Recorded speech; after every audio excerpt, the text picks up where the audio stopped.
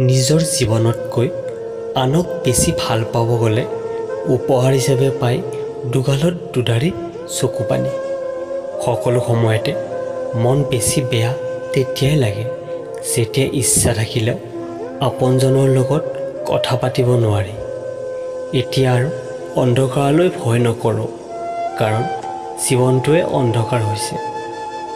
জীৱনত কাহিনী লিখা সহজ, কিন্তু কাহিনীৰ দৰে জীৱনটোক সজোৱা বহুত কঠিন। সিদিনা দেখিবা খং কৰাটো বাদ দি দিছোঁ, বুজিবা আৰু ভাল পোৱা নাই। শৰীৰ আৰু টকা পইচাৰ অহংকাৰ দেখুৱাই লাভ নাই, কাৰণ বেমাৰ আৰু বিপদ কেতিয়া আহে কোনেও নাজানে।